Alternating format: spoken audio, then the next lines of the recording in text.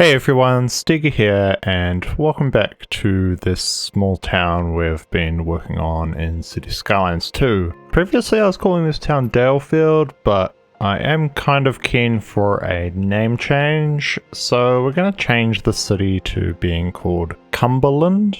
This is based on me flying around maps of the sort of east coast of the US and just finding some city name that I felt that I liked, and instead we're going to have this suburb here by the river be called Dalefield instead of the whole city, and we'll just change the downtown name to match. And in the last episode we were working on this area here of Livingston, which is in a way its own separate town, and I built it so that it's not like fully built out up to the extents and looks a bit incomplete because I'm not sure how far we're going to get with this series. But I think in today's episode we're going to work in the area near the top of the screen, as we've kind of built out from the downtown in most other directions so far, so it'd be good to get some suburbs in here.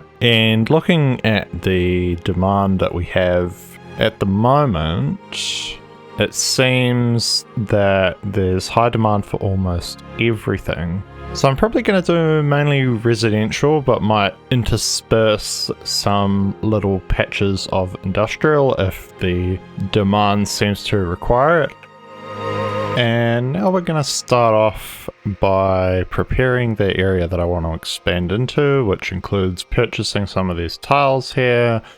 And then there's this old railway line that was part of the base map, so I wanted to get rid of that to allow us some space to expand out the city, as we have a railway line running through the city already, so we don't need that anymore.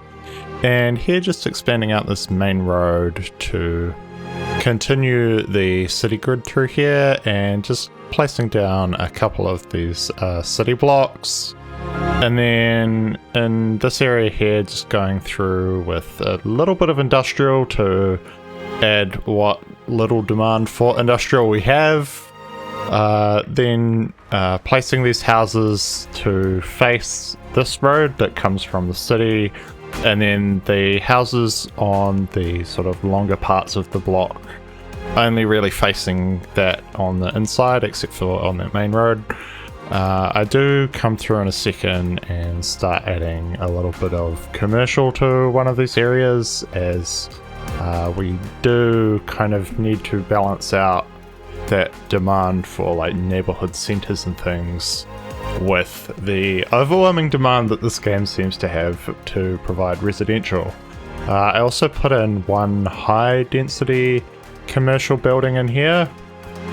It ends up being about 12 stories, so, or maybe not 12, but like 10. So maybe a little bit out of place for this area at the moment, and makes it by far the tallest building in the city at the moment, because all we have so far is the medium density residential is probably the other highest things, excluding factories and things, but I do plan on sort of upzoning the downtown at some point in the near future. And here just working on a little road that breaks away from the grid as to follow the contours of the land, as in this area we're starting to get into parts where it is reasonably steep. And then just going through and zoning up some houses in here. I also have to be careful because of the slopes that the houses don't quite touch each other, because that just makes the terrain like cliffs and sort of all the terraforming look really bad anyway. And here just coming through, adding in these last few blocks, and then we're going to move over to building a custom park. So not just yet, maybe a little bit more commercial on this corner first, just some little neighborhood shops and things. This is still relatively close to the other commercial area that we built.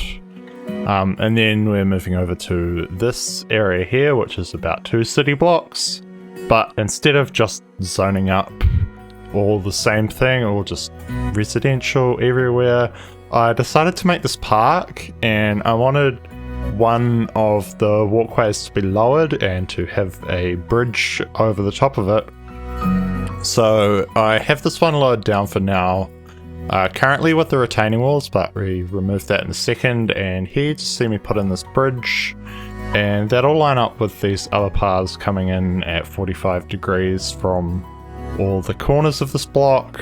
And yeah, here just coming through, terraforming down, which allows me to place the path underneath the bridge that we just built, and then working out on our way to connect up these paths to actually give a little bit of options as to how you want to get through this place.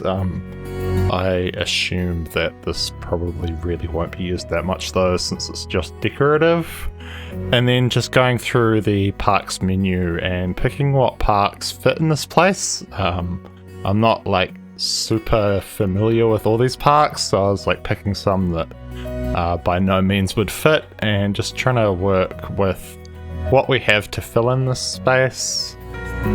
Quite a few of the little playgrounds, because I think they're 2x2, and then some other things scattered in here as well. I did kind of want something large, but you can also see that we've got a little sports area on one side, and then just coming through with different varieties of trees to fill out the place.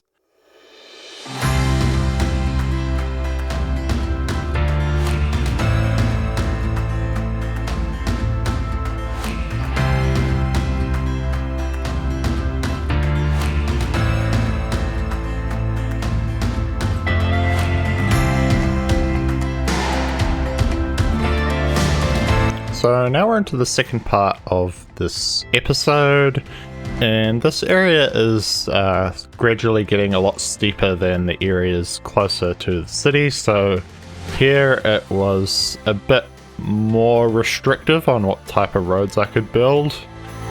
Here this road just kind of follows the contours and winds its way up and around back to that main 4-lane road there, and then just trying to sort of follow it through and create another road that would head off of the grid and head up the hill a little bit. I think I've tried to limit everything to being a maximum of 10% gradient, as I think that's fairly reasonable. Probably could go a bit higher than that, considering that these suburbs are relatively close to the city, which would make them quite sort of old in a way. So therefore the people planning out all these road networks probably didn't care so much about cars and things being able to get up reasonably, or heavy trucks or whatever you may have. And here I just kind of forked off the main road in that direction of about 60 degrees from where the other main road was heading. And on the other side I'll add in another main road. I don't think I showed this on camera in this time lapse, but I do add that in. And here just continuing this main road up now to connect up to the other main road coming from the center of the city. So I guess this one kind of creates a little bit of a crosstown connection, as well as one that goes into the center of the city and just curving it up this hill. So it makes sense and comes in at roughly a 90-degree angle with this other main road. And then continuing that on the other side, we've got this river here, so I wanted to create a connection across the river.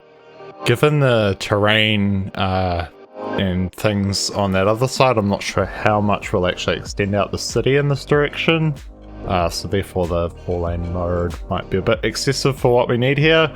But going back into adding in the sort of suburban residential streets and things, here's another road that was quite constrained by the land contours in this area, so just trying to carefully make it fit in and kind of almost creates like a rat run route, which probably isn't great from one main road to the other, but anyway, it comes through here and just curves around.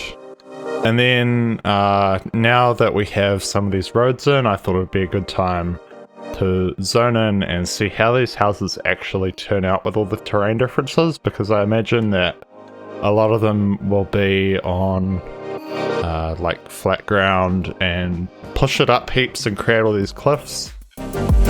And here we've got this little space between the main road and the river.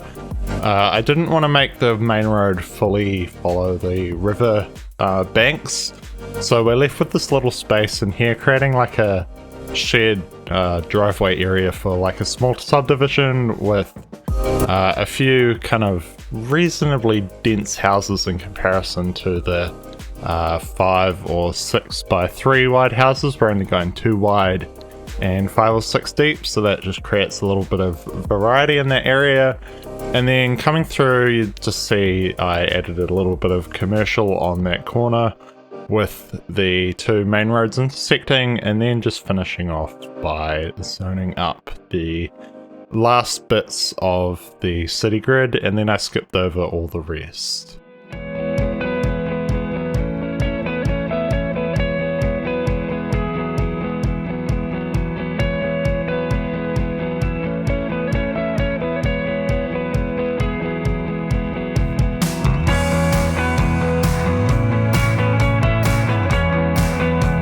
So once I finished expanding out the current area of the city up into that hillside, I decided that we'd expand further into the hills, first extending this road up into the hill. It was actually quite steep though, as you can probably tell from the contour lines. So it took a bit of my thought to figure out how we're going to get up this hill and whether it's actually even worth it in the first place or whether it's just too steep. And I finally came to the conclusion that we can make this work, and I was actually taking a bit of inspiration from Grand Theft Auto 5, as at the time I was playing that quite a bit, and the city of Los Santos has the Hollywood or Vinewood Hills up in the background, so I was sort of taking that as a bit of inspiration in how a steep area like this could be developed into a residential area. Also, I think with this area I might put in the beach suburbs houses. At the time of recording this commentary, I haven't actually filled out the residential parts of this yet. I've just done a little bit of the road layout. But I do want to put the beach residential houses up here because they're just a little bit different to all the rest of the residential. I think at the time I was recording this, that update had either just been released or hadn't been released yet in like March, so this footage is quite old. But here, just taking the road up a little bit further and forking off that main road, and then coming back down into the part of the city we've already built and expanding out the grid. I want to expand out this one road in a straight direction right to the other road, and then continue the grid in this area around that park and in the sort of lower area of the suburb before the elevation changes get quite extreme. And just coming through and zoning up a little bit of commercial around that sort of main street area, and also putting some commercial at the other end of the street, creating a sort of secondary commercial area. Then coming through, putting in a bit of office zoning as a buffer between the residential and the industrial. We don't have any demand for that at the moment, but one day I hope that we will, and it will fill out. And then just coming through here and quickly zoning up this whole area of suburban space. And the way this fills in is pretty satisfying, so I'm leaving it in here. So we've expanded out the city a little bit, and you can see that park that I worked on earlier in the episode just here, with a few basketball and tennis courts and plenty of trees and this little bridge under there. And then the suburbs are slowly taking shape up into this hillside. As you can see here, it is actually relatively steep with all these little cliff lines around the edges of the houses and things. And I think for the rest of this episode, actually I'll focus on this first. So there's a little commercial area at this kind of crossroads, then there's another little commercial area in the corner of this park. So that's 1, 2 and the main strip along here. I don't think I've set up the tram line to extend through here, so I might do that now. So it goes up to there. Actually, I might give it some more thought as to where I want it to go from here. But I think going around this way would be reasonable, as this direction would be served by another tram line coming up from this direction.